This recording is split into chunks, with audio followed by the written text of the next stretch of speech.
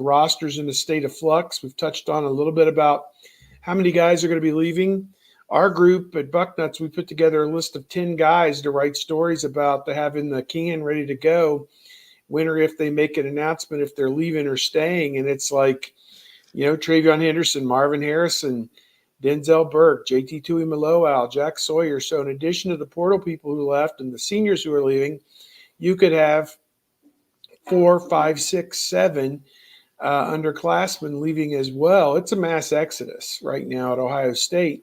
So the 2024 team will have a vague resemblance of the 2023 team.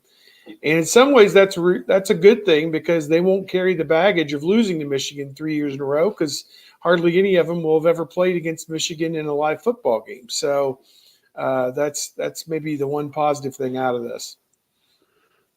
Well, and we can dovetail into the super chat if you want, in terms of who is actually going to be at the Cotton Bowl, because this is, you've already got what, 12 guys in the portal. And thank you, Ryan Dawes, for the super chat.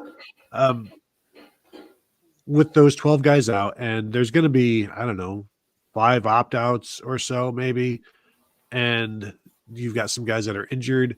The FCS scholarship number is 63. I would be shocked if Ohio State is around that number going to the Cotton Bowl in terms of scholarship players in that game against whatever Missouri's going to take in there. They're 85 or whatever.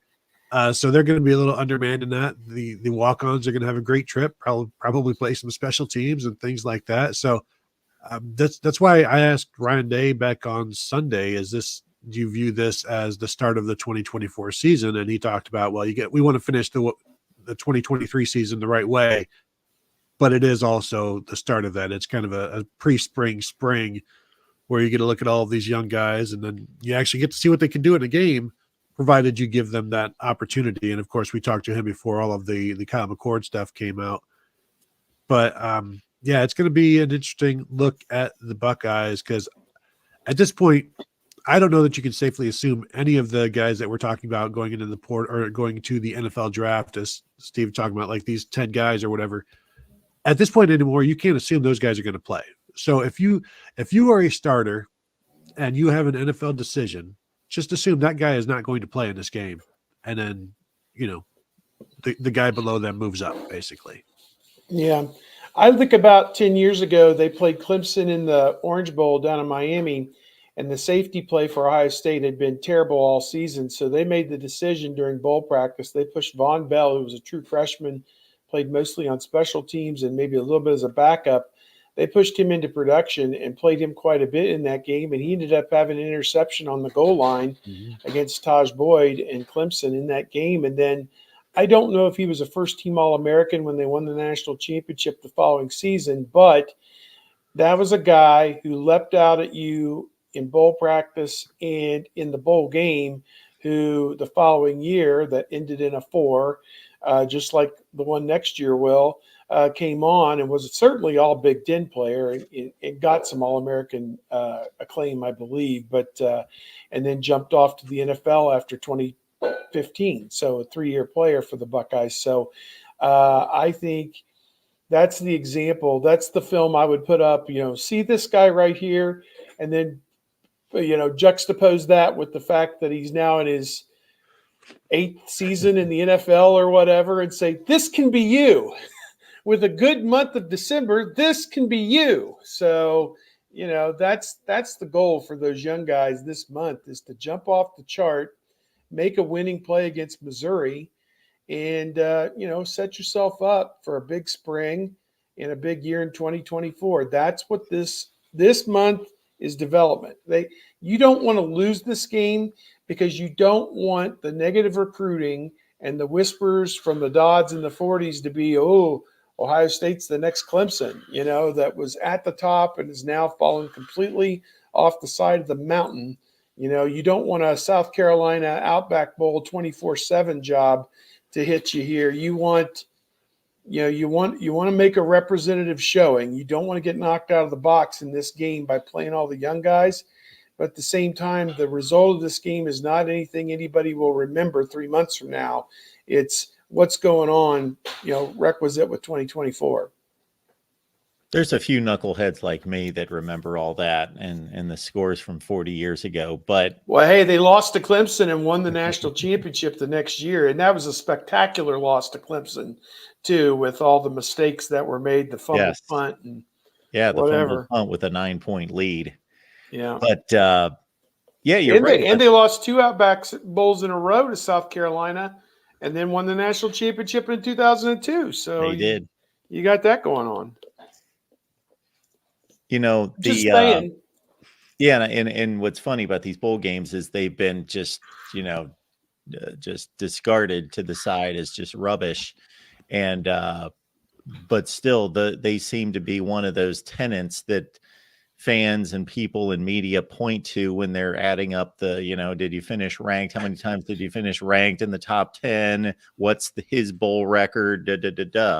I have a question. A year from now, they go to a 12-team playoff.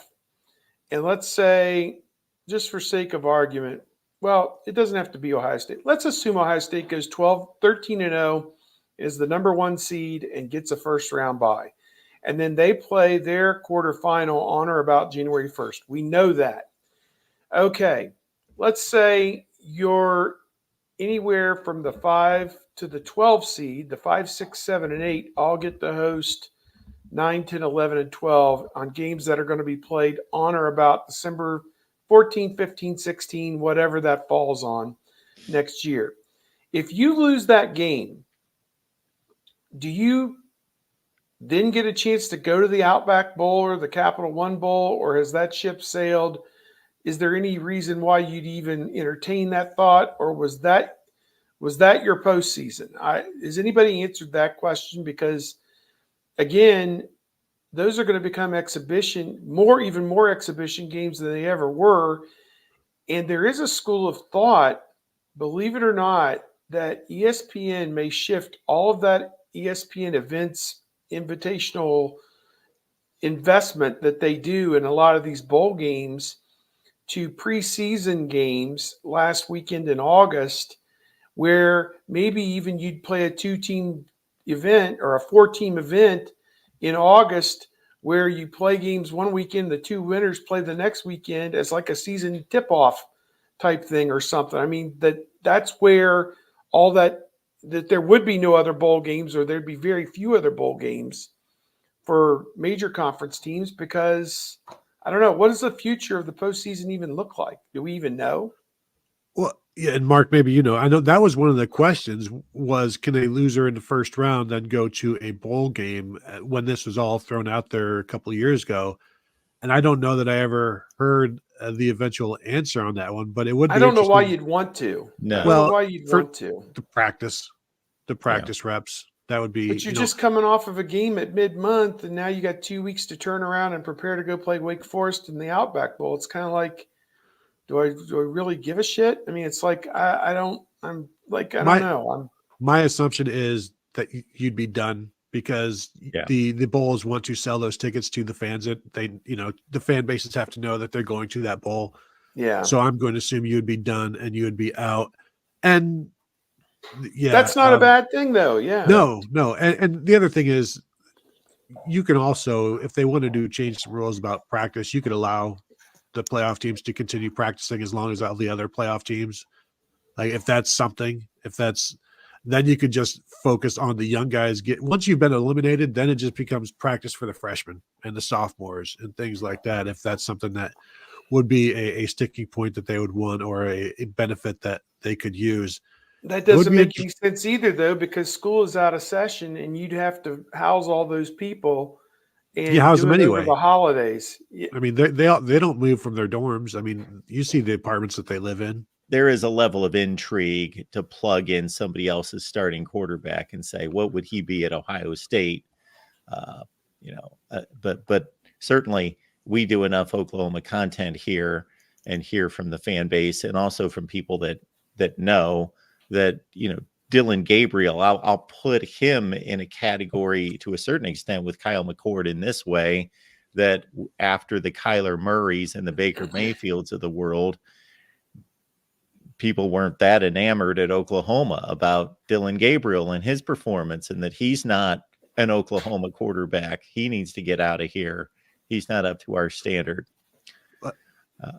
That's pretty interesting that he gets chased away then. I mean, would you know more than I, do you feel like he was chased away, or is this, wasn't the love wasn't there, or Oklahoma didn't do enough to keep him?